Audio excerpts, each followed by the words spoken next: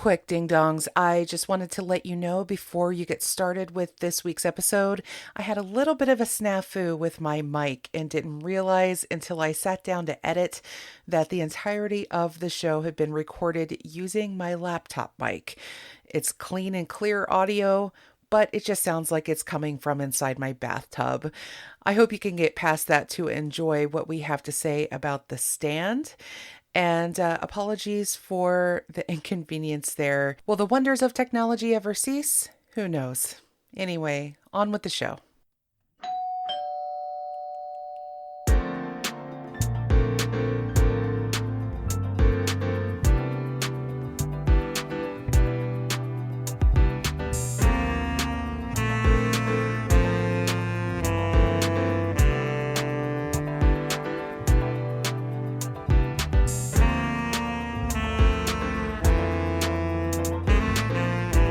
You are listening to Ding Dong Darkness Time Season 2, Stephen King Boogaloo. I gathered several of my most well-read friends together to discuss many of our favorite works by the master of the macabre himself. If you like what you hear, tell the world. In the meantime, let's talk some scary stories. Oh, and beware the spoilers, folks. They're a doozy. Hello, everybody. The darkness has descended, and it's time to gather once again for an entertaining dive into one of the books by the living legend Stephen King. Some of you who have been following along this season have no doubt noticed a few glaring omissions, some of the heavy hitters, if you will, and I don't mean just the physical weight of these tomes themselves, which is considerable, but the books that have sold so many copies and have been adapted so many times that they've seeped deeply into the cultural fabric, and even non-fans are familiar with the stories in question. Granted, this season could be blown up into an entire show focused on King and would easily be hundreds of episodes long before it started to feel strained for material. But today, I would like to fill one of the glaring gaps, and it's a big one. I'm talking, of course, about King's enormous, sprawling epic, one he once referred to as the American answer to Tolkien's Lord of the Rings, The Stand. And joining me on that journey is an author who is no stranger to this book and ones like it. He's the author of 8 published novels. I hope I have that number right, including The Jackpot, which was published in 2011, The Immune, The Living, and most recently Daybreak, which was released in 2021. So welcome to the show, David. Allison, thank you for having me. I'm very excited to be here. And I was showing you before we started my gigantic hardcover copy of The Stand, which is my only physical copy right now. But I've been a big fan of this book since I first read it almost 30 years ago. Oh, yeah. And I just have to let you know, too, I'm so glad to have you here as well. I've been a big just admirer of yours. I met you through Chuck Wendig. I met so many great people through Chuck Wendig. And your wisdom and your very logic guided thoughts on COVID and the pandemic and everything throughout 2020. It's been a nice thing to see, amid sort of the craziness. It was great to get to know you as well through this. So, at least there was some good that came out of all of that nightmare. And, so it's appropriate. I think that we're now talking about a book about a pandemic. But I also need to let the readers know, because I just found this so amusing. And I mentioned it the other day on social media. I said, David is the 4th lawyer/author I've had as a guest on this show. And you're not likely to be the last. And I wasn't sure if this said more about me and the types of friends that I tend to attract, or about the profession of law itself, because my friend Terry Lynn Coop, she was on the show recently. We were talking about Night Shift. She's also a lawyer, or formerly practicing. She's now a teacher. And I asked her also, what do you think draws lawyers to writing fiction? And she said, because they're bright, they're literate, and most of all, they're bored. So I'm curious what your thoughts are on that, because I see this a lot. So I think, Terry is right about all of those things, and I would agree with that. I don't think it's random that you see so much crossover from lawyers, practicing lawyers, and writers of fiction. And I think one of the big reasons for that is that part of being a lawyer is learning how to tell a story. And I think this applies especially on the litigation side of things. If you're trying cases, whether you're going to be in front of a judge or whether you're going to be in front of a jury, or like what I practice, I prosecute disciplinary cases against healthcare professionals. I try my cases before an administrative board made up of practicing nurses and citizen members.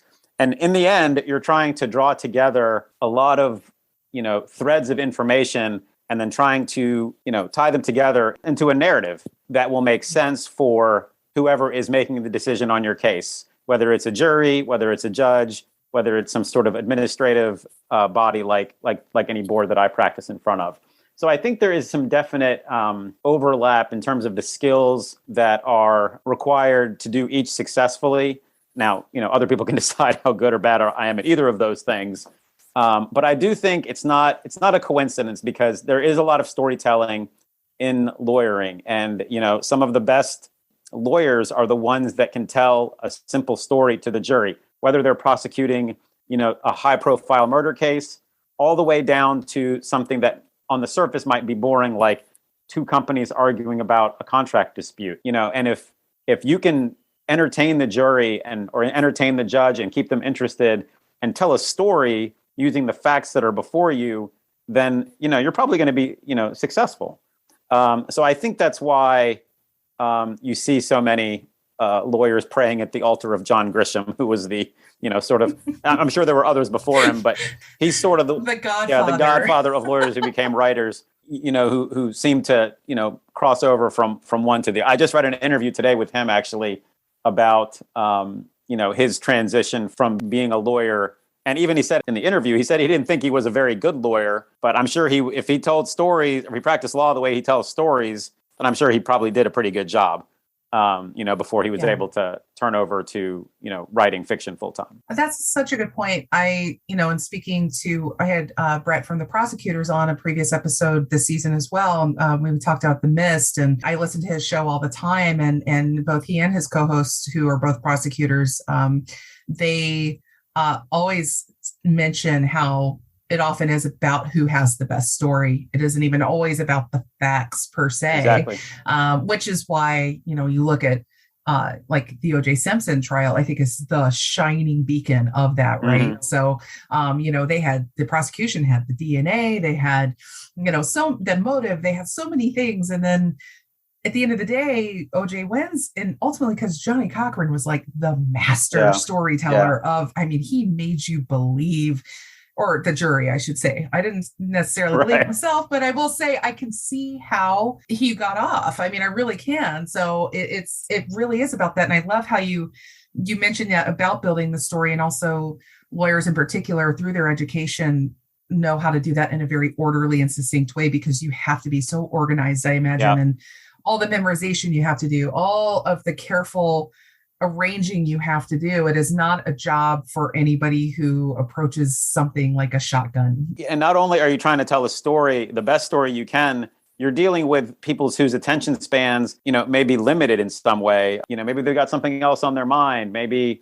they're worried about a sick child or a sick spouse. You just never know what's going on. So you're really trying to do your best to grab their attention and hold it for as long as you can to get across the facts that, support your case, whether you're representing a defendant, a criminal defendant, a software company, whoever. You're really trying to tell that story in as efficient a way as possible. And, both of us being writers, we know that we're trying to minimize excess verbiage. We're trying to tell the story in the words that you need to use, but no more than that. I think Elmore Leonard was kind of the master of that. I think he even said, just cut out all the unnecessary bits. He did. Which is just really funny until you get into writing. That's a piece of advice that feels a little odd. And then once you start learning how to edit, that really makes a lot of sense. But I really want to talk about you a little more in particular, because you expressed immediate interest in talking about The Stand when I put out the call for guests interested in appearing this season. And, I did a little digging on your bibliography, and of course I noticed that right off the bat, apocalyptic fiction, that is your bread and butter. And so what is your history of discovery with The Stand, and has that had an influence on your own work? Would you say that was the pivotal book for you, or how did that come about? So I remember, I think The Stand was probably the first apocalyptic novel that I read. I remember watching some movies. I was always kind of drawn to that kind of storytelling as a kid. Like I don't know if you remember the movie, and I think you're about my age. You might be a little bit younger than me. There was a movie called Night of the Comet. Mm-hmm. Yeah. Yep. And I remember watching that when I was maybe 12 or maybe I was even younger than that. And I was just, I don't know how good a movie it is. Like if I went back and watched it 35 years later, it would still be that good. But I remember that with thinking, oh, this, end of the world story is kind of cool. And I remember being in the bookstore, and I might have been winter. I was home from college for Christmas in 1993. And I saw it on the bookshelf. And I had not really read much Stephen King by then. In fact, I think this was the first book I read from start to finish of his. And, I read the back and I was like, oh, this sounds kind of interesting. So wait. You started with this one? Yes. This was your... Yeah, I think as far as I remember, I don't remember reading any of his other books before that. I really think this was the first. That's amazing. That's great. And so I took it home and, started reading it. And, immediately you're drawn into the story, from the, the soldier who escapes from the base in the prologue. And, yes. He's running with his wife and his, little baby daughter. And then it switches over to you meet Stu and the other characters in Texas. And you're just sucked into it immediately. And I think one of the things about the book is its relatability. The characters just seem, and again, like I said, this is the first time I've read Stephen King. And it is one of his gifts, is making his characters seem very, very real and someone you can connect with. And I had not really written a ton of fiction by then. I mean, I'd written some short stories as a kid. But I think that one was the one that definitely planted the seed that someday I'd want to write something, big, sprawling, like The Stand is, multiple points of view, things going on all over the place, and hoping I could get to a point someday that I could tell a story like that and keep all those plates spinning in the air at the same time, which, obviously something he's really good at. Honestly, and you guys both of you, all of you who are listening, and you, David, and Stephen King, those of you who can do that, just for me coming as a writer, I tend to tell kind of streamlined, I do have alternating points of view, but it's usually not more than 2 or 3. And they're also well under 100,000 words, usually topping out about 90 at the top end. So people who could tell these epic stories with this huge cast of characters and keep it all together, I mean, bravo. That is not easy to do. I can say that it is a particular gift. So hands down, I'm just so glad, because I feel like you can come at this both as a storyteller and, a fan of the story. So, and it really helps to convey to anybody listening who hasn't done a lot of writing how hard this is. And King himself ran into some speed bumps, and we'll talk about that as we go along. But first, I just want to cover a few brass tacks, which is what I usually do with these stories. I will say, due to the sheer length of this book, this episode is going to be a little different. There is not going to be too much blow by blow in terms of plot, because that would take forever. And these episodes are kind of geared toward people that have maybe already read the story and they have a passing familiarity with it. So we're good with spoilers. We can just spill all. And we're going to just refer to plot and character in broad strokes as necessary with the discussion that we have here. Basically, I want to talk about the relevance of this book in almost every era it's existed in. Since its initial publication in 1978. So the 1978 version of the book exists in a much shorter form because the publisher at the time could not justify the financial side of publishing such a huge book with still a pretty relatively newer author. King was selling really well at that time, but he hadn't really handed them over a doorstop yet and said, hey, let's make this happen. And we're talking about 1,150 some pages was the final book. And so the publisher runs the numbers as they do in publishing companies, and, we've both self-published, correct, as well. Have you ever self-published a book? Yeah. Okay. So even when you're looking at print costs and you're going, oh, damn, okay, it's going to cost me, $20 to print this, and then I'm going to have to mark it up. It wasn't going to work. So the publisher was like, okay, cut this thing. And so King extracts about 400 pages and they release that version. And then, of course, King hangs on to everything. And, over time, he becomes an actual household name in horror. And by 1990, it seemed the perfect time for him to revamp the book, put back in that old material, shine it up a little more, and release the version that you held up, David, and that I have as well. The complete and uncut edition was released in 1990. And he not only added back in that 400 pages, but he also rearranged the order of the chapters. He moved the plot forward a full decade and added some additional cultural references to, he essentially rewrote the book. I mean, let's face it, which is something staggering to think about because this is a lot of material. I have rewritten, like my book, The Other Mrs. Miller, is kind of famously, I tell people like, yes, the first draft doesn't exist anymore because I literally deleted it and rewrote it. But we're talking 90,000 words, we're talking. That's still bold. A few hundred pages versus 800 to 1100.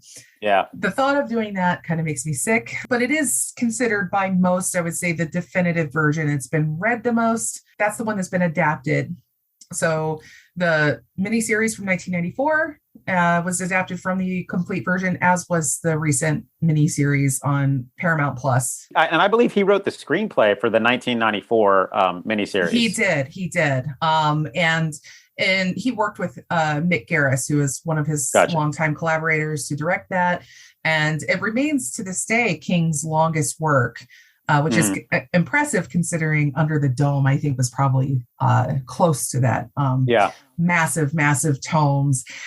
So I wanted to ask, have you read the 1978 version? I have not. And I was just thinking about this. I was at a beach house some years ago, and I found a copy of the original 1978 version. And I had already read the newest one. So I knew that this was the full version and that there was a shorter, original version. And I debated borrowing it from the beach house so I would have a complete set of the original Stan and the new one. But my guilt, came up and stopped me from permanently borrowing that copy. So I've never read that one, but I did have my hands on it one time, and I was like, oh, I should take it, but I didn't. I'm very, very intrigued. I haven't read it either myself because, I came to this book. I was in the 6th grade when it came out, thereabouts. And I picked it up. I was already reading King by that point. And when I saw that thing, I knew I had to have it. And so I carried around that book to all my 6th grade classes like a badge of pride. Like my friends were horrified. My teachers were impressed, which was kind of the defining brand throughout most of my academic career. But that's the one that stuck with me. So, and as I think we mentioned off recording, I've gone through about 4 of those paperbacks because they don't hold up. I mean, a book that thick, the spine, there's not enough spine glue in the world to hold that thing together. Right. It just doesn't survive. So I've always meant to go back to the 1978 version, but when I've told people that I'm doing this episode, everybody has a different opinion. People who have read both. There is a real debate out there. I don't know where I fall on it just because I haven't read both, so I can't offer an opinion. But even just on Twitter earlier today, someone said the 1978 version, sometimes King needs an editor. And then I was talking to Terry Lynn Coop last night, in fact, because she was up here visiting my place last night. And we were talking about this. And she said, I've read both. I really like what King added back in. It just made the story fuller. So for me, I cannot imagine reading a version of The Stand that had less of what's in it. Yeah, it's like if this is your favorite book, it's one of probably my 2 or 3 favorite books of all time, to sit back and think, what this book needs more of? Less story. And not to take anything away from someone who might think the 78 version is superior, but only having read this one and having loved it and having had the impact on me that it's had, I think it's, is it perfect? Nothing is perfect. No. But I adore it from cover to cover. The only quibble that I've had about this book, it had a little for me about that watching Return of the King, like Lord of the Rings, the third Lord of the Rings film, and just seeing it fade to white and bring us another ending. It kind of had a multiple ending thing going on that, so by the time Stu is trying to get back to Boulder from the New Vegas like battle, and it took forever. But honestly, I can't fault it too much for that because it's such a massive story, and I feel like when you grow a story that big, it does more of a disservice to the reader to not give as much emotional payoff as you can. If you shortchange even a little bit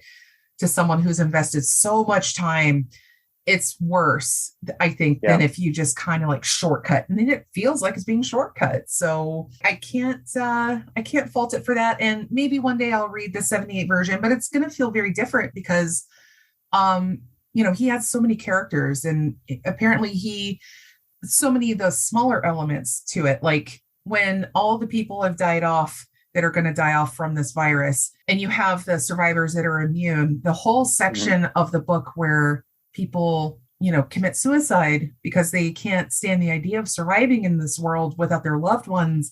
And he does all these individual little kind of vignettes of these people doing that. Just those little moments that add to the emotional impact. Yeah, it makes it very human. Yeah. And looking at, today, and, we'll talk a little more about its relevance to what we've been dealing with this pandemic, but it sort of reminded me of how, we focus on the core death number of COVID in the United States, when it hit 1 million or whatever, just recently here, but it totally disregards all the other deaths that happened as a result of the pandemic, not just directly from COVID. So when you add those numbers in, the number inflates quite a bit. And then, you think those people count too. We have to recognize that statistic.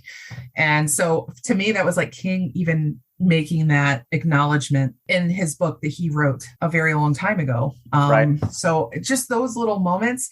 But Stephen King, in his book, Dance Macabre, talking about his inspirations for this book, and he's talked in other places about it too, but I would say that that's the book he goes most in depth about his inspirations for this story. And so the one that I really liked is he talked about the Dugway sheep incident of 1968, and that was in Utah.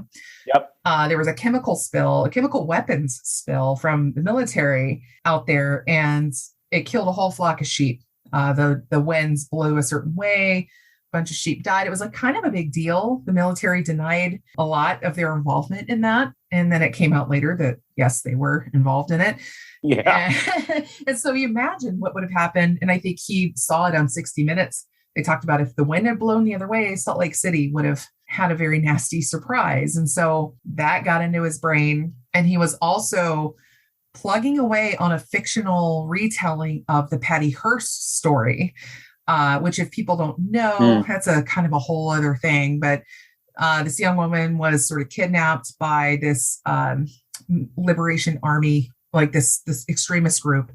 And according to the popular culture, she was brainwashed into participating in some of their crimes and robberies and things like that. And there's been a lot of contradictions as to how cognizant or how voluntary her participation was in those events. And that's just a whole other thing. But it was a big deal back in the late 60s, early 70s when King was, writing this book, but he couldn't get it off the ground. And it's never been published. He said he just couldn't find a way into that book. So he was dealing with a big disappointment. And then I guess he was listening to a lot of Christian, or he wasn't listening to a lot of it. There was just like a Christian radio station out in Boulder where he was living at the time, talking about apocalyptic stuff and, plagues being visited on humanity and all this stuff, and mix that in with a post-apocalyptic book he was reading at the time called Earth Abides by George R. Stewart. And so highly recommended. Oh, I have not read that. So yes. It's very good. Oh, yeah, it's really good. Very, very good. I will put that on my list. So all these things are mixing around in his brain at the time. And he had already kind of dabbled in it. And this was mentioned again on the Night Shift episode, the story Night Surf, which King wrote in, I believe it was early 60s. He published it in his University of Maine literary journal when he was in college. And it mentions Captain Trips for the first time. And so that's the earliest root of this story. So King was just seemingly priming himself to write a story like this. And he realized he wanted to do something that was kind of like Lord of the Rings, where, and I mentioned that in the intro, where instead of a hobbit, you have a man from Texas named Stu. And instead of a, Lord Sauron, you have this faceless, walking dude, evil man that we know as Randall Flagg and other names. And the flu is, the super flu is the ultimate enemy, right? So yeah, that's kind of where King's mind was when he started writing this. And it took him, 2 some years to write this book. And then it's amazing to think about when you think about what other stuff he was probably working on at the time. So I mean, when you think of all the stuff that King came out with in the late 70s into the early 80s, that probably also took him a lot of time. How does he do that? And do you write your books concurrently? Like, do you work on multiple books at a time? No, I can't. I can barely do one at a time. So, I mean, from what I understand about King's work habits, from what I've read in his interviews and in his book about writing called On Writing, is that, and I'm guessing he's done this, probably his entire professional life, that he says he writes 2,000 words a day without fail. Yeah. If you write 2,000 words a day and you don't, and I don't know how much editing he does, from what I've read, he feels like he gets it pretty much on the first try because he doesn't do a lot of outlining. Yeah. He's sort of like finding his way through the story. That's unbelievable to me. You do 2,000 words a day, you're going to pile up some work product. Yeah. After a few months. And I think he said that his average book is 150, 180,000 words, which is 600-700 pages. Christ. He can put that together in a few months. So, The Stand is probably, if I had to guess, probably in the 300,000 word range, maybe 350. Yeah. So, with the way he produces content, which obviously has been very beneficial for him to be able to put that many books together. And in fact, I think he said once that one of the reasons he came up with his pen name, Richard Bachman, which he wrote some of his books under that name, was that he created that because his publisher would not put out more than one book a year for him under the King name. Right. But he had more books to release. I feel like it's so neat to see these hugely prolific authors. And, that's been a bit in the discussion lately because James Patterson has been on people's crap list lately for various reasons we won't go into. But, right. Patterson employs a group of sort of ghostwriters. They're not quite ghosties because their names are on the cover in tiny print. But casting him aside, Shannon McGuire was mentioned. Hugely prolific. I think she has about 68 books out. And then Nora Roberts, though. Yeah, the Queen Mother. She is the queen, yeah, for sure. And she also publishes under the pseudonym J.D. Robb. So, Nora has... And she wrote an apocalyptic book under her own name. Yeah. And she has about 300 books. And she's incredible. She's written extensively about her writing routine as well. And I think she also shares that thing with King where I write every single day. I don't take a day off, and I don't quite fall under that purview, obviously, or I would have a more extensive bibliography than I do. Right. But I am amazed because I've done NaNoWriMo a bunch of times. That's the November novel writing month. For those who aren't familiar, that's where the challenge is to write 50,000 words in 30 days. And that equates to around 1,667 words per day, I believe. And I've completed that a few times, and I can usually do it with about a week and a half to spare. So I know I can write about 2,000 a day. I've written upwards of 6,000, 7,000, 8,000 words a day. So I have done it, but I've paid mightily for it, both for sure. Carpal tunnel. How do these people have working arms? I don't know. Yeah, it's incredible. So it's hard to fathom, both of us sitting here as writers who have put out a number of books, and we're not exactly slouches. We've been doing this for a long time. So to even think about doing that, I want people to really appreciate the amount of actual work that goes into this, because it's almost just shocking when you really think about it. So I know I said I wasn't going to get into a lot of plot with this, but I feel like we need to kind of get our broad strokes out of the way so that when we talk about these things, that are coming, people have a bit of a foundation, so they know what we're talking about. Yeah, for sure. So people, obviously it's a book about a pandemic, an extremely deadly super flu. Like this thing makes COVID look like a little hay fever. Created in a lab, escapes into the population through an escaped security guard, which David mentioned earlier, who something went down at this facility. He goes home, grabs his family, and tries to escape. And then we switch to the next chapter. From the point of view of another character, we see a car wrecking in front of a gas station. That's where Stu is, correct? Correct. And they find the people behind the car. We got our security guard who is breathing his last breath, and the dead wife and baby in the car. And the infection just spreads very rapidly from there. And King doesn't waste any time.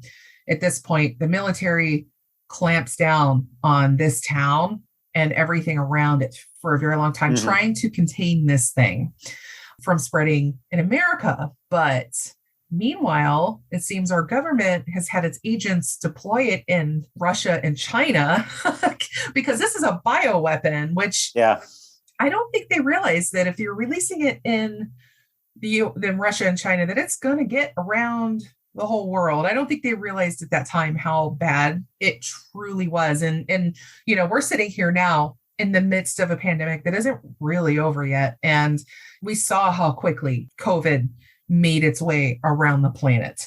And so it's interesting to really sit back and look at, once that thing's out, containing it is all but impossible, especially today. But I think even in the time this was written, lots of air travel, lots of international travel, lots of trade going on back and forth. If you think about how quickly the 1918 influenza pandemic spread, where, people didn't travel like they did now, and that's still whipped around the globe in almost no time. Yes. I understand that there was troop movements that helped move it back and forth between America and Europe, but your average person wasn't flying anywhere back in 1918, and it still whipped around the world at least twice. There were two big waves of the 1918 flu. You go back another 500 years, the Black Plagues, the bubonic plagues that spread through 1500s, and same thing. And the troop movements were tied to that spread as well as the trade routes. So, and we're talking, we wiped out not most of Europe, but a large chunk of Europe. Big chunk, for sure.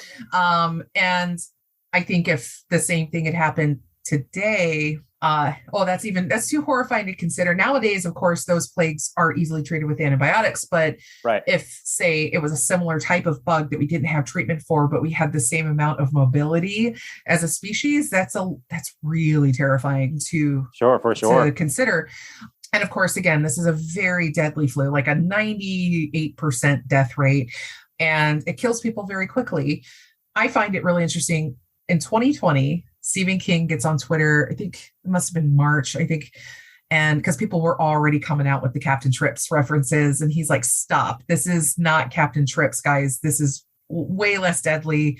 Wear your mask, keep your distance, be smart, stay calm. That was apparently too much to ask of most of the population. Right. And be smart, wear a mask. That was too much. I could totally see how King wanted to distance himself a little bit, considering the havoc that resulted from Captain Trips. I think it was like, as we see society break down the way he portrays it, I mean, some of the most terrifying moments from the book are watching the military mutinies, the dissolving of that whole hierarchy, and an American government breaking apart, and the way that's depicted. And then also the whole thing of where Stu Redmond, who's probably the main character of the whole story, he discovers early on that he's immune. They know he's immune.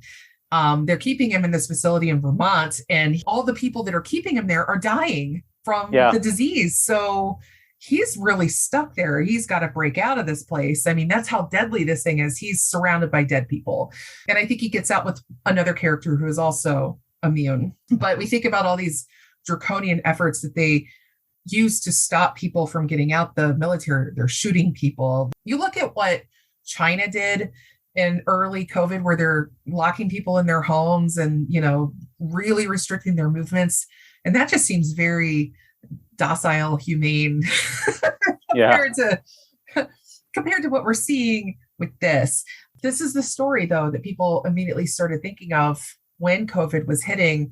That just shows how culturally relevant this book still is. Yeah, for sure. And when we saw the empty store shelves, the grounded airline flights, the whole incompetence from the federal government, where, it was already happening, that whole thing. We never had competence in the government in that period of time.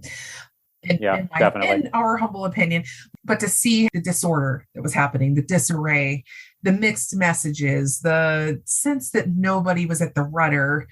Did you find your mind wandering to the stand, though, like when all this was happening? Yeah, I did. It was almost like, and I remember going to the store, sometime in the first or second week of March and seeing the empty shelves. It was almost like I was watching somebody else go through that. Like I was watching me go to the store. I wasn't the one at the store. Right. I was like, boy, that poor son of a bitch. Yes. there's nothing on the shelf. I feel bad for that guy, even though it was me. Dissociation, right? A little bit of that. I think there was some definite dissociation. Not only did The Stand, people talk about that a lot. The number one movie on Netflix for, I think, part of March and into April was Contagion. Yes. Which has got that's Matt Damon.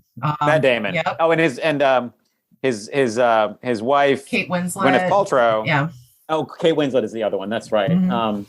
So yeah, I definitely felt, and having been the author of a book like that, I remember in early February, and I'll never forget this. This was before we knew, a couple weeks before we knew that we were going to be in trouble in the U.S. I was at lunch with my family, and my mom said, she's like, the coronavirus is going to be good for book sales, huh? And I was like, well, I mean, this is before we really knew how deep the doo-doo was that we were going to be in. And I really didn't know if people were going to be interested in that kind of story, or if it was just going to be the kind of thing that was going to be a big turnoff. I will say that, I run a lot of Facebook ads and Amazon ads for my books. And on Facebook, people can leave comments when they see an advertisement for any product. And I started getting a lot of very nasty comments because the ads were still running as COVID was sort of, starting to hit. And, people were accusing me of exploiting the pandemic. And honestly, I started to feel like, well, maybe they're right. Maybe I shouldn't be running ads right now. So I actually did turn them off for a while, because it did feel, even though that wasn't my intent and the book had been out for quite a long time before that, it did start to feel like, maybe this is not the type of thing that I should be writing, or, this is not the type of thing that I should be using as entertainment. Because all of us, when I wrote the book, I wrote the first draft in 2013, and, we're still years away from COVID at that time. It was just a kind of a fun story to tell. I loved The Stand, and I was like, I wanted to do my own take on it. But then after things started to, I guess, stabilize, for lack of a better word, in the US in the summer of 2020, the book started selling again. Yeah. And, people still seem to be drawn to that kind of story. I guess, like I said earlier when we were talking, one of the things that I found so appealing about The Stand was, you can find yourself in a little bit of yourself in every one of the characters that he writes about. Franny was a young college kid, and I was in college at the time. She finds out that she's pregnant. She's sort of like, doesn't know what to do. Larry has just started to hit it big with his music. Mm-hmm. He goes home to see his mother. And there's one little scene in The Stand with Larry. I think that scene really stood out to me. So I guess he doesn't really realize how bad things are going to get yet. Right. He knows that there's an outbreak. His mother gets sick. Of course, when I read it, I'm closer to Larry's age. Now I'm closer to his mother's age, sitting here today. And part of Larry's character is that he was sort of self-centered and selfish.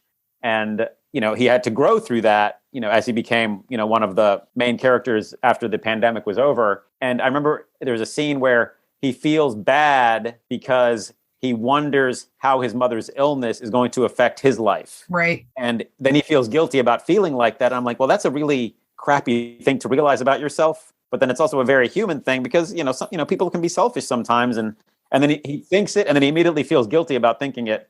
And then, then his mother, of course, gets very, very sick, and she passes away from the super flu. So I think it's those things like that that really connect you to this story. Maybe it was why it was so popular and remained popular through the pandemic, because, we did get a little, of course, nothing like what happened in The Stand, but we did get a taste of, empty shelves and some panic. And, if you look at my resting heart rate on my Apple Watch, it was like low 60s, December, January, February, and then March, it goes up to 70. Right.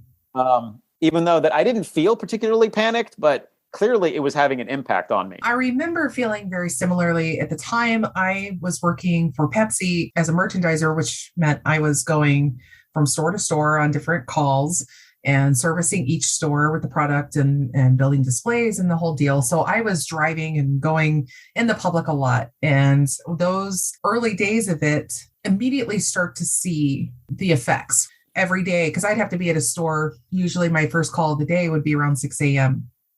And normally that's well before the store opens, usually a couple hours. And it's the greatest thing about it. You get out of your car. The only cars there are employees. You walk in, you pull the automatic door open and you slip in and you start working.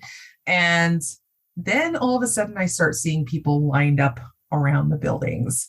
And I'm like, what is going on here? And then I started to realize, oh yes, the toilet paper, the other products, they're trying to get there ahead of everybody.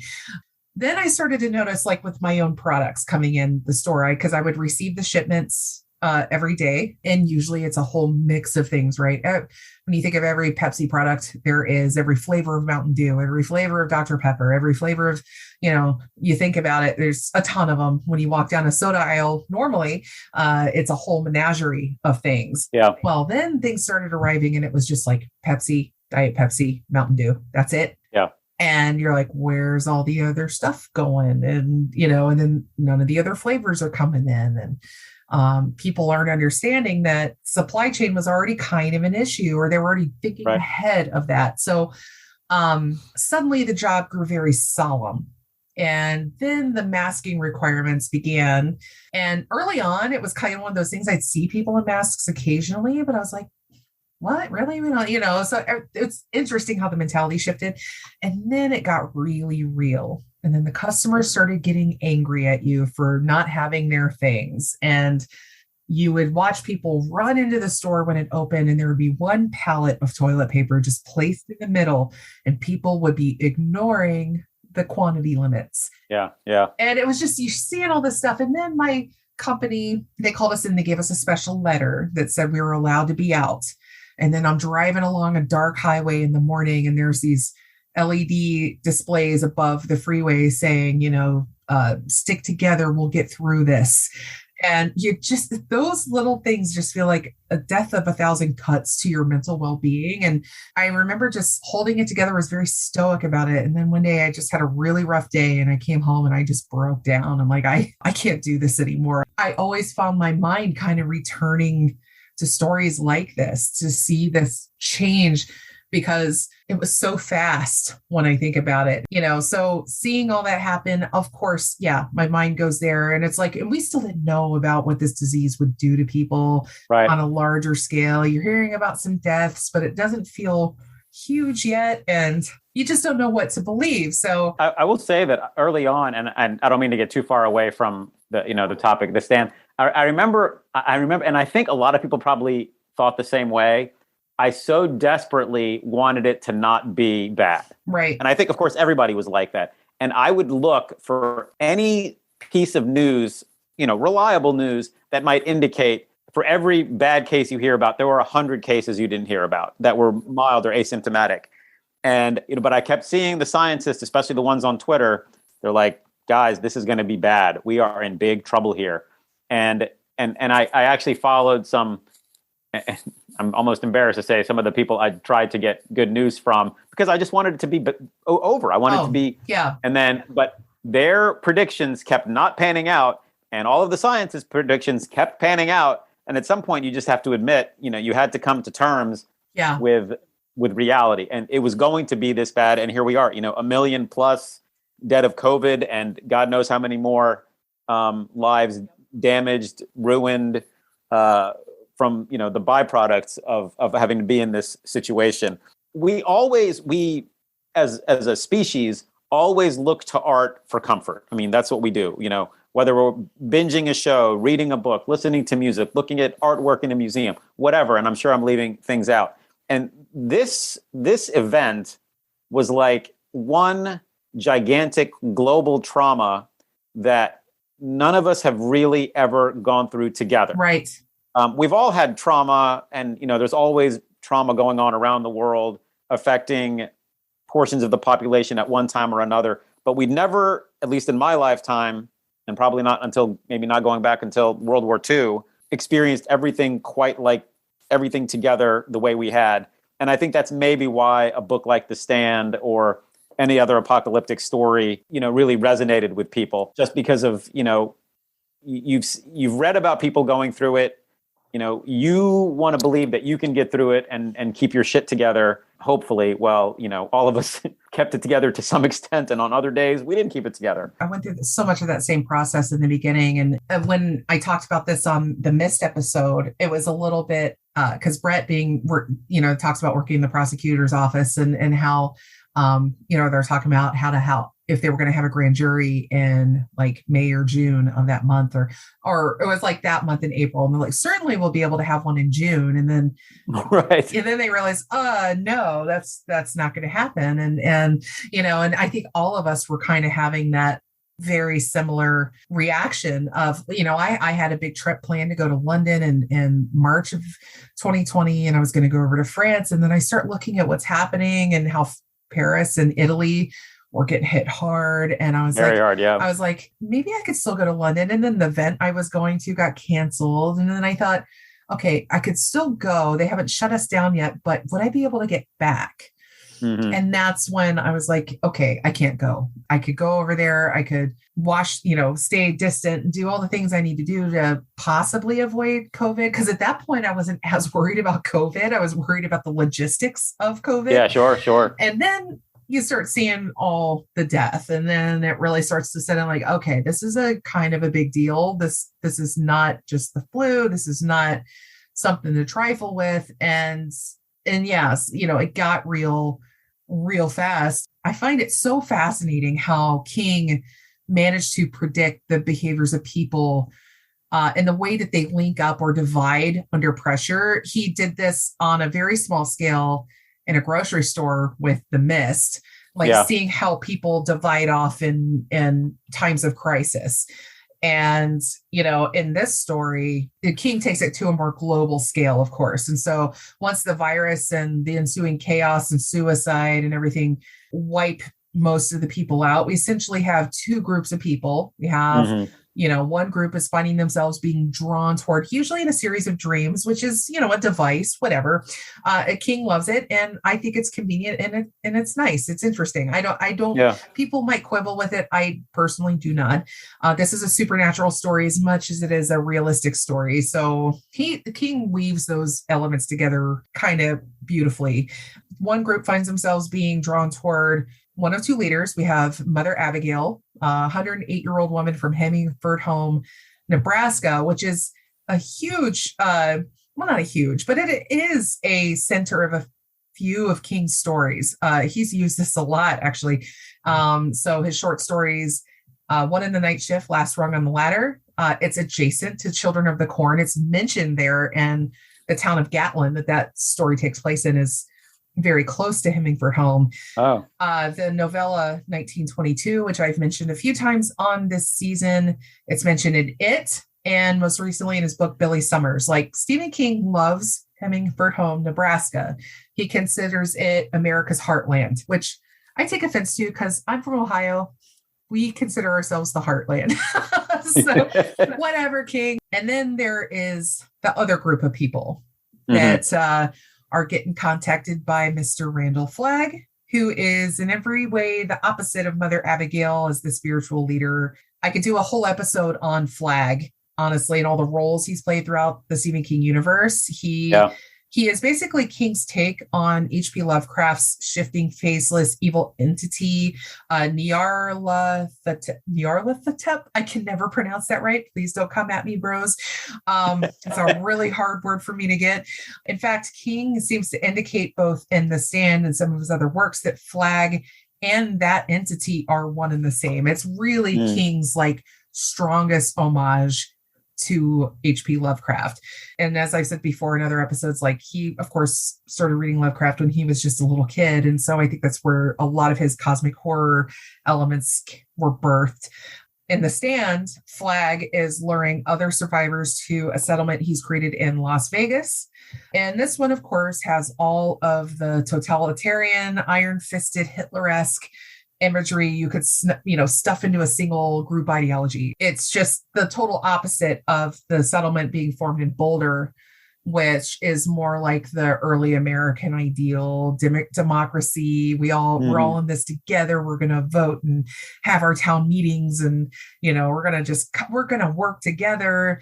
And whereas Flag is like, he'll kill off anybody that doesn't match his ideal, but at the same time, he offers a sense of stability to people. He makes certain guarantees. He makes people feel, well, it's not perfect, but at least the trains will run on time. Right. And I don't think we have to dig too far to find a contemporary example of this. I mean, he appeals to the worst natures of people. Yeah. He manages to get them under his sway and make them love him despite being a complete monster. I mean, this sounds familiar. I know. It'll come to me. I know, right? Maybe by the end of the episode, that name might come out. Right, it might.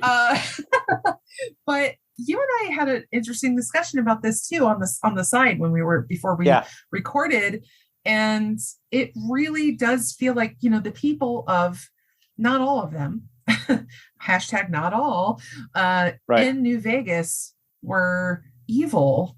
And that's the tragedy of what Flag did. He exploited them. Yeah.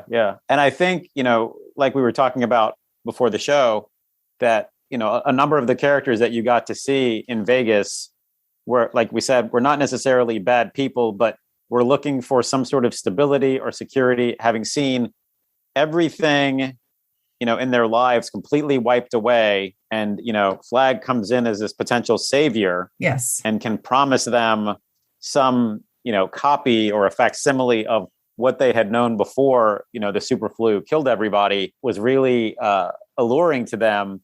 And, as I guess it's a bit of an allegory, if we really get into the weeds, there can be an argument that, there are certain people in this country who mourn the loss of a type of America that they think existed before, even though it never really existed. It was just that, there was a lot of oppression and a lot of voices were kept silent, keep quiet, while white Christian America, runs the show. Right. And it sometimes feels like that's a little bit of the statement that was being made, that the people that were drawn to Vegas were mourning the loss of something that existed, whether those people had good, easy lives or very difficult lives. Flag was promising them something better. I mean, that showed really in Flag's attracting like the prisoners, right? The inmates that were stuck in the prison, and, and all these other sort of like lost souls, like the people who were already lost souls, like he pulls them in because, here they can be somebody here, like some of them anyway, like some of the people he pulls in and influences are people that they're susceptible to it. And my season 3 of this show will be talking a lot about cults, well, strictly about cults, what types of people are more susceptible to falling under the sway of certain types of leadership, toxic leadership. And you're right, they are mourning something that, and they've been through so much that they, whether oppressed in reality or not, they certainly feel like they've been cheated out of something or they've lost something. And so, the call of somebody like Flag is undeniably tempting. And I feel like it can be, under the right circumstances, appealing to almost anybody. It's a very human thing that these people are experiencing, this sort of tendency to just kind of want things to be easier, and they don't want to have to fight so hard for it, because on the free side, the free zone, and the one in Boulder that's being founded under Stu and Franny and all these folks that are going to Boulder, what that demonstrates is what we see in real life, which is that it's a little messier, and the openness and the freedom to allow for people to have their own say, and the whole democratic element, as we see here, it allows for certain insidious elements to take hold that maybe they don't see coming until it's too late, which in this case is the bomb, because at this point, Flag has already kind of been influencing a couple people on the inside. Yeah. of the free zone, and a bomb goes off, which is interesting because King has talked about how this bomb was really devised because he needed to kind of not only he needed to pare down the character count because it had just gotten too unwieldy, but also he was noticing that the characters in the free zone were starting to fall into the same behavior routines that were like the corruption, the infighting, and he hated it. And that caused a bit of writer's block. Like he walked away from the story for a bit because he didn't know how to resolve it. And then he's like, all right, I got to blow it up. Yeah, right. Literally and figuratively, exactly.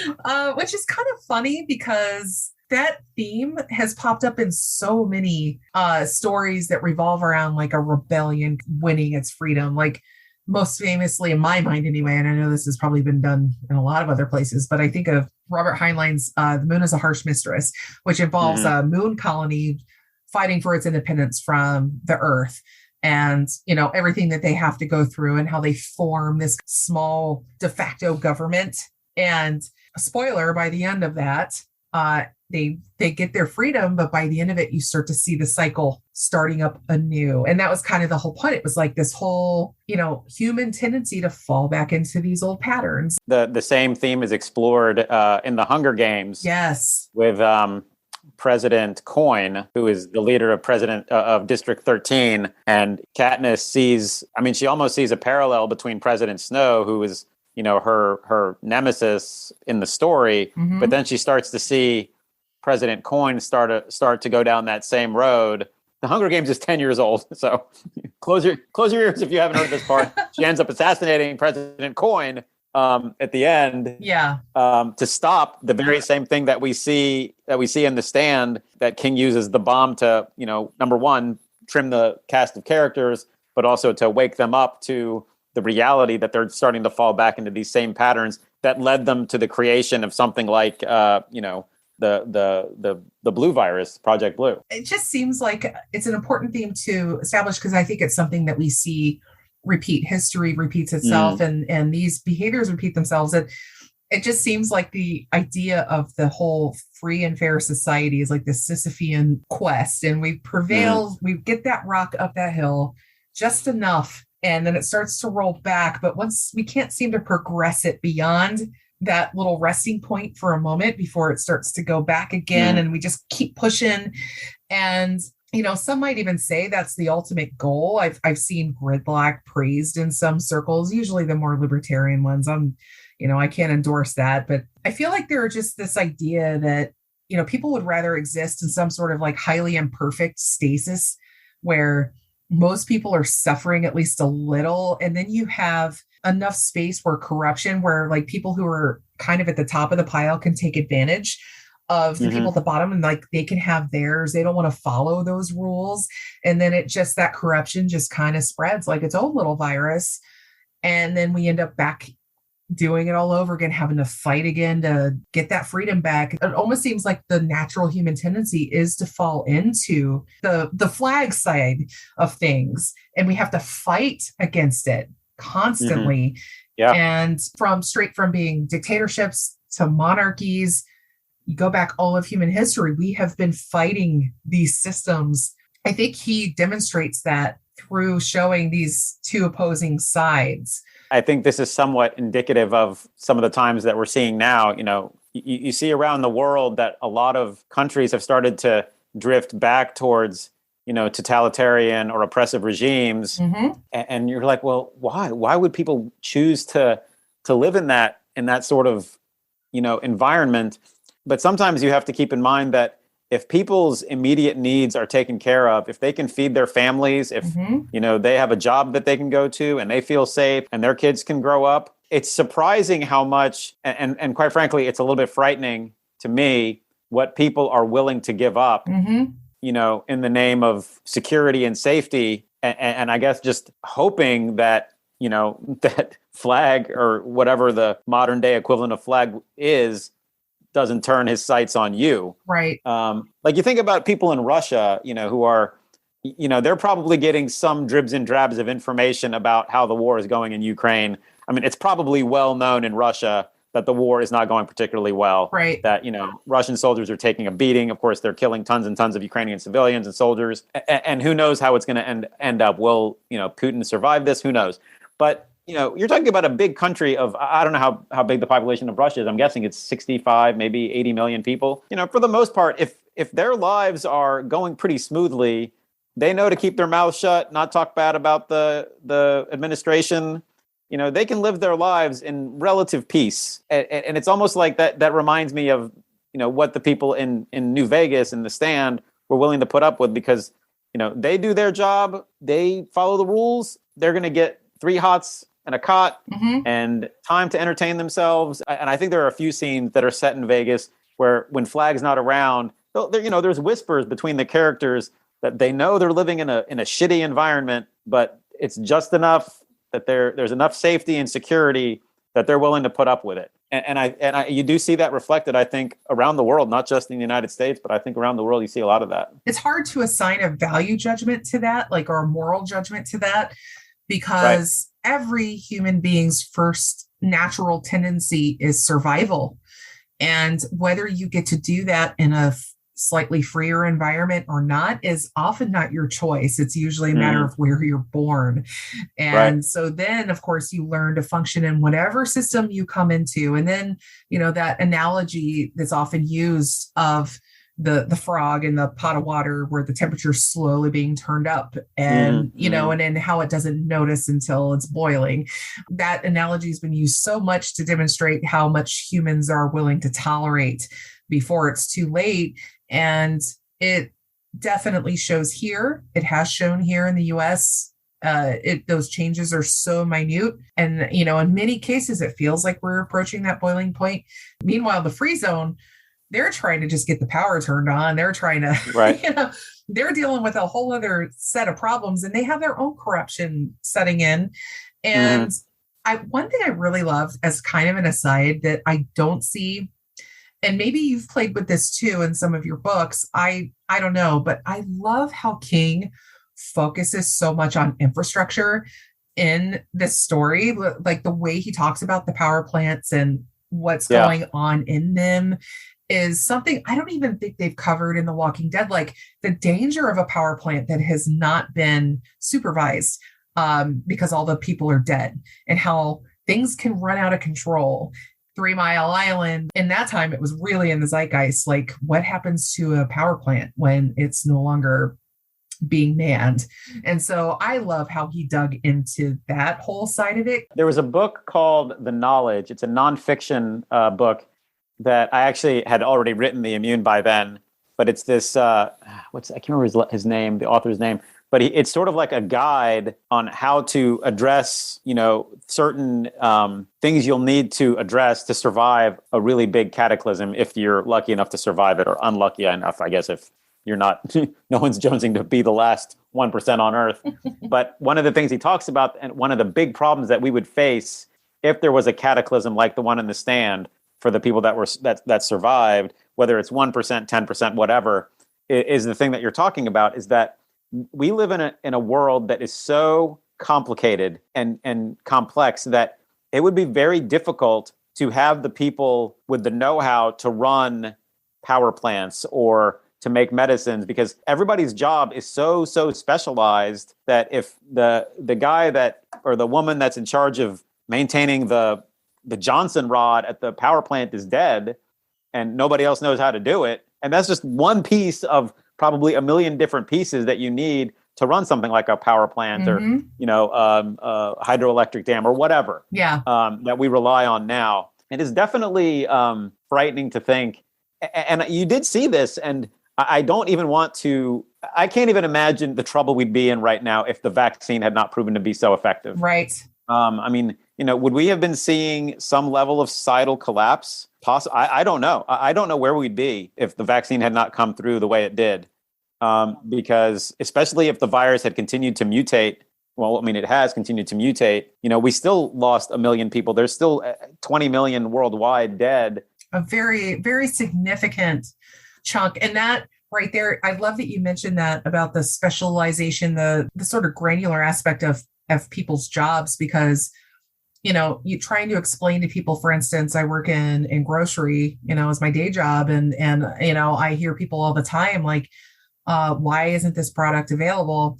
And then to tell them something like, well, they couldn't get the cans to put the product in. Right. Well, why couldn't they get the cans? Well, the people who make the aluminum, or the people who do this, or why can't I get this particular cut of meat or vegetable? Well, see, they can't get the blades at the processing plants into the country because COVID, and there's a line of boats at the ports, and there's all these things, and it's like that one little piece that makes it possible for you to get a can of corn in your hands, or a can of pop, or those baby carrots that you love so much.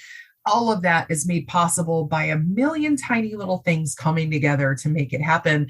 And once you lose a link in that chain, it's going to cause a problem. It's going to cause a logjam. And that's happening with every single product that we depend on right now.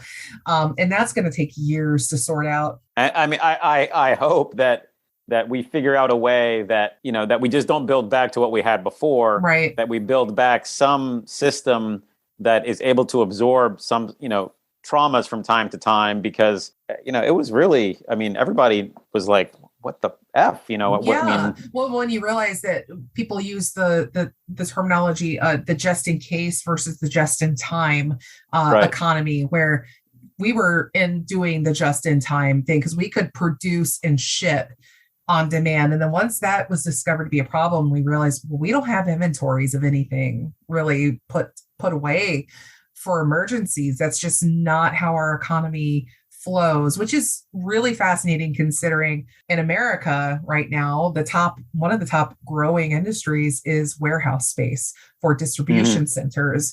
And so when you have that knowledge, then it's like, well, we could be using some of that to maybe put away some stuff, because this is not going to get better quite yet. So, it's all those little things. And King just back in 1978 when he wrote this thing, and in 1990 when he revised it, 1990 was, people our age like to think 1990 was only 10 years ago, but it wasn't. It's not quite. It was over 30 years ago. So even then he's thinking, I don't approve of that at all. That it was 30 years ago. I can't. I'm just, you're right. Let's shut this thing down. But even then he was thinking about it, which shows to me how good he is at considering every possible angle. I feel like if we read The Stand today, or anybody picking up this book today, they would see and probably relate to and feel a lot of parallels to what we've been dealing with, even though Captain Trips itself is, of course, way deadlier. I do like to joke, though, that at least Captain Trips was over in a month. we're in year 3 of this thing. I know. It's something, and that leads me to think too that in many key ways we're on three years of this so far, and in some ways the vaccine has definitely done its job, but in other ways it feels like COVID kind of has won in the cultural sense, because it's like those of us who were doing the right thing and wearing our masks and avoiding gatherings and doing all that, we just, I don't want to speak for you, but for me personally, I really started to feel beat down, because I knew way back in my Pepsi days when I was seeing the slow change of everything and how dark it was getting, even as the whole, like, we're coming together, we're sticking together and, whatever. And it felt kind of like we were all on the same page here. I knew we were on borrowed time. I knew that armed demonstration in front of the Michigan State House was gonna happen. Like I was waiting for it. When it finally happened, I felt like, oh yeah, here it is. Here we go. Because it just felt very inevitable to me. And everything before that was like this eerie quiet before the storm. And I think this kind of ties into one of the things that you and I had also talked about before, was part of writing this kind of fiction is it's almost like a warning. When King wrote it, one of his big themes that he was really getting after was the prevalence of violence in our world. And it was a virus that had been built as a weapon that ultimately came back and bit us. It was our own weapon in the story. It's a U.S. built bioweapon that we lost control of. And, basically destroyed civilization. And then the use of the bomb, in the scene you're talking about that wipes out a number of the characters, again, turning to violence. And we talked about how this kind of fiction is often used as a warning what can happen if you're not careful. Yes. And obviously at the time of King, especially in the time when he wrote the book, nuclear war was a very, that was something that, and I'm not sure exactly, I'm 40, I'll be 49 this year. Mm-hmm. I mean, nuclear war was something we thought about a lot. I grew up in Norfolk, Virginia, which is the home of the biggest naval base in the world.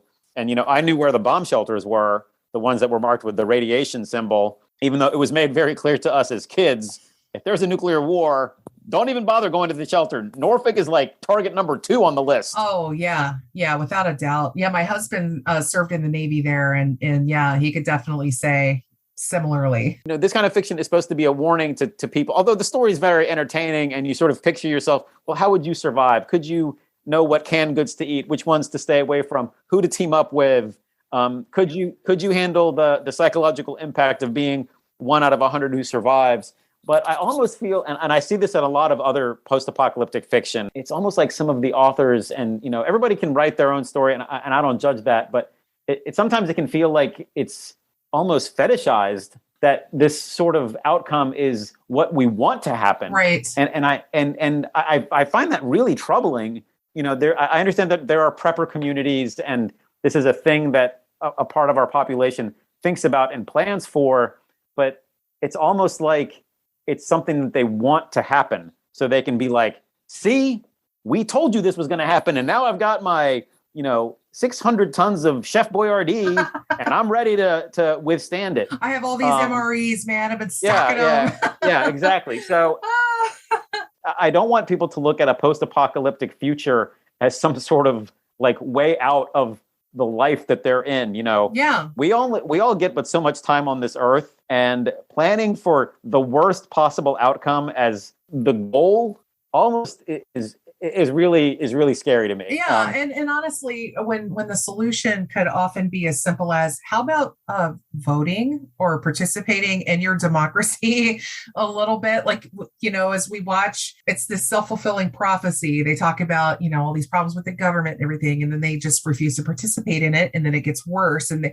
they're breaking the thing that the thing that they say is broken, and it just is this ugly cycle. And you're right. And it is like this way of saying, like, okay, I'm this prepper, and these evil left wingers are coming to destroy America, and or whatever element, and they're trying to tell this kind of sloppy political allegory, whereas King keeps his stuff very politically neutral. Like, I don't recall him mentioning if the government in charge was a Democrat or Republican controlled government. I mean, there's none of that in it. And I don't recall it even being mentioned in other examples of like apocalyptic fiction, like The Walking Dead. That's another one where shit happened. And at the end of the day, we're humans that got to come together and deal with it. But I do see people that almost seem to be praying for society's collapse on the one hand. And then on the other hand, these are the same people that are pissed that they can't get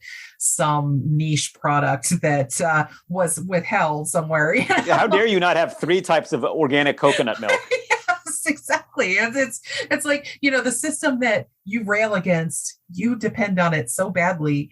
And how do you think you got all the parts to build your little prepper shelter? And then, I have no problem with, being prepared and, making sure that in the event of a hurricane or tornado or, whatever natural disaster might befall you, even thinking ahead, now that we live in a time where we're melting the permafrost and God knows what viruses and bacteria are buried in the permafrost, make a plan for, if let's say there's another pandemic, God, I hope not, but you never know. And, if you needed to stay home for a few weeks and you couldn't leave your house because it was, too dangerous or whatever, I get all that. But the fetishization, again, I'm stumbling over that word, of an end time where, we can run around with guns and shoot people, I find to be troubling.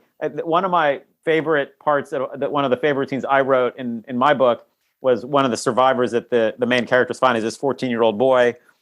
He's living with his single mom, and she dies in the pandemic, and he's left by himself. And then he confesses later to one of the main characters because he had kind of a rough childhood. And he's like, I kind of thought an apocalypse would be cool, and he's like, I thought it would be neat to be a survivor. And he's like, why did I think that? He's like, it sucks.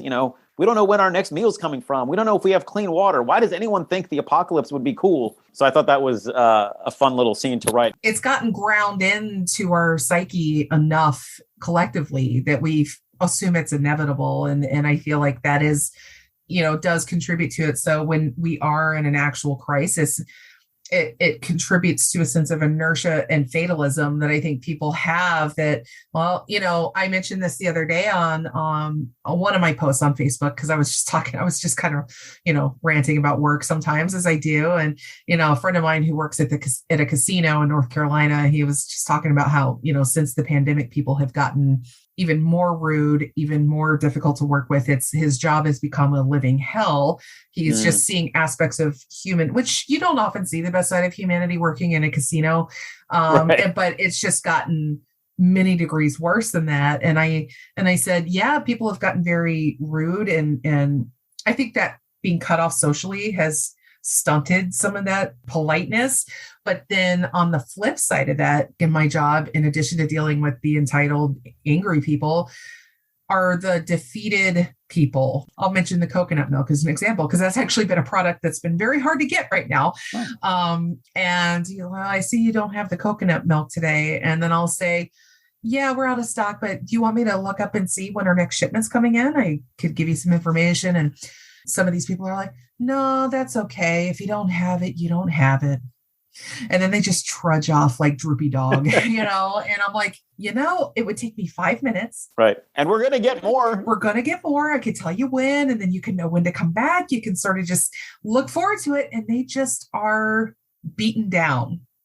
And that's almost as disturbing as the rude people, because that tells me that you've been beat down and you're giving up. And that is something we do not want to see. Yeah, and that creates like a, that cyclical, self-fulfilling prophecy. Yeah, and so I love that King creates this so many layers to this story of so many different things. It seems very binary on the surface, like good versus evil. I mean, the very cover of that with the two battling it out, the sort of light creature and the dark creature. And it seems very binary, but then when you read it, you see so many complications and contradictions and other things, because human beings are that way. And it shows that King puts a lot of attempt to understanding every angle of humanity, the good, the bad, the ugly. And I want to know what you think. I mean, do you think that anything in The Stand, is there something there that gives you hope about where we are? Would you read The Stand and feel more hopeful today? Or would you feel kind of like, yeah, that's it. That's where we are now. I feel like he tried to give some hope at the time. I just wonder if that translates today the same way, given what we're currently living in. Oh boy. That's a tough one. Yeah. I mean, if you look at the way Vegas sort of unraveled at the end, it became clear that Flagg did not really have as tight a grip on his community as probably he believed he did. Yes. And whenever you look at regimes in history, the ones that eventually come down, and they all come down, it's because the rot is at its core. Mm-hmm. Whether we, you and I and our society today is living in a period where we're going into a darker phase, that might be the case right now. Ultimately, it will end, and then we'll come out of it again, because that just seems to be the cycle of history. Yes. If we can avoid nuking ourselves into, another dimension. Yes. And if we can avoid, the worst effects of climate change, if we can avoid another pandemic, or at least learn, take the tools that we picked up from this one to maybe nip another one in the bud. I mean, I don't know. I mean, it's hard to imagine that there'd be another virus as contagious as the Omicron variant of COVID, which I think is now pushing contagiousness of measles, which is the most contagious virus of all time. Incredible. If I understand correctly. It may not be in that ballpark yet. Then I think there's always reason to hope, because, these things come and go, and because totalitarianism and the type of society that Flagg was building is, built on a lot of lies. Mm-hmm. You can't make society perfect the way that certain elements of our society and America and around the world think society can be. The world is not going to be catered to the white heterosexual Christian man. It's just not the way it works. Maybe that's the way a lot of them want it to be, but it's not going to be that way. So if you continue to build on a lie like that, everything's going to come crashing down. And then hopefully out of that, progress can be made. I mean, we talked a little bit about, pushing that rock up the hill. Over time, things slowly have gotten better in this country for, minorities and people who are oppressed, LGBT people and minority. I mean, they're not perfect by no means, but, I'd like to think that it's better than it was maybe 30 years ago, 50 years ago, I hope. Thanks mostly in part to just simple awareness, right? That we can talk about that, or like the plight of disabled people through this pandemic, which has been enormous and, still is. And that's not changing anytime soon. And in many ways, I think we're kind of leaving them behind as we move on, so it's like, but we can talk about that. We have this discussion, you and I sitting here, I know we live some miles apart. I mean, I'm here in Ohio. You are, what state are you in, David? In Virginia. You're in Virginia. Here we are talking on our computers in real time, like it's the freaking Jetsons or something. I know, right? It's something I always dreamed of as a kid. And here we are doing that. And we can get on Facebook. We can get on Twitter. These mechanisms that have a lot of downsides to them, but also provide a platform for a lot of voices that have never been heard in so long. So when the right people are hearing those voices, at least it creates a communities. And I guess that's kind of the beautiful thing that King demonstrates in this story, is that beauty of the community and the unity. Yes, insidious elements can get in there, and we have to tackle those and confront those and deal with those. And tragedies happen and a lot of bad elements happen. And we have to continue always to work and resolve those things. The work is never done. At the end of The Stand, Stu comes back from New Vegas. Franny gives birth to her baby. The baby catches the virus, is very sick. I mean, they have to encounter this. And then, of course, the baby gets better. And, I think Franny gets pregnant again, if I'm not mistaken. Time passes. Yeah, because they've moved to Maine. Yes, exactly. They leave the free zone. Yeah, and they're trying to establish a whole new settlement up there of survivors, which just shows life goes on. And also you have to keep working. It's not enough to say, I showed up, say in 2020 to vote, and I'm done. And, it is like, no, you have to keep working. You have to keep pushing that rock up that hill. This isn't like, oh, I just showed up for a minute and just dinked it with my finger and then I can walk away. It is like, no, sorry, we're all in this together and you got to keep working. And that's a hard message to sell to a lot of folks, but that's... I'm actually going to look at the very end of The Stand to see what, because Stu, I think, has the last line in the book. Well, because they're talking about any lessons they might have learned from, going through Captain Trips. And this is Stu, from Stu's perspective, looking down at Peter, who's their son. He thought, maybe if we tell him what happened, he'll tell his own children, warn them, dear children, the toys are death. They're flash burns and radiation sickness and black choking plague. These toys are dangerous. The devil in men's brains guided the hands of God when they were made. Don't play with these toys, dear children. Please, not ever again. Please learn the lesson. Let this empty world be your copybook. Oh. And then he asks Franny, do you think people ever learn anything? Which I think is sort of the question that we're talking about.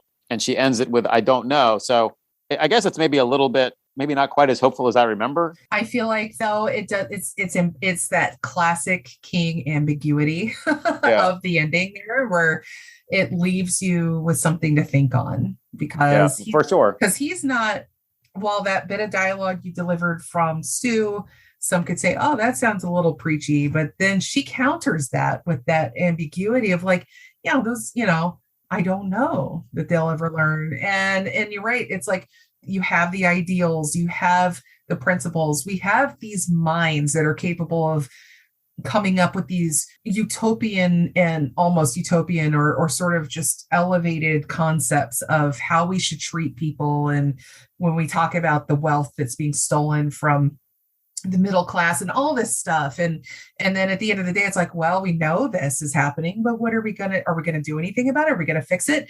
And it really does, like those three words. I don't know. We just continue to live. We continue to survive, and we continue to work in the circles that we have. And I mean, I do take some solace. I mean, we were faced with this virus that no human being had ever had to battle. Their immune system had never seen it before. And within weeks, they had mapped out the entire genome. Within 12 weeks, they had a prototype vaccine ready to test. And that was China sharing that information with the rest of us. Wasn't it the scientists who kind of broke protocol by doing that? I'm not sure. No, you're right. They did break the protocol. And I feel like that's the human element at play. Like that, regardless of what their governments say, I think there is that element of what's right is right. Oh, for sure. And we're going to break the rules here. And that's something we kind of want to see a little more of. And in that instance, that's the thing that saved, countless millions of lives. Yeah, for sure. And I'm seeing that they're using this mRNA technology to derive cures for pancreatic cancer. Yeah, that would be amazing. It's just, the cancer that is probably the biggest death sentence out there.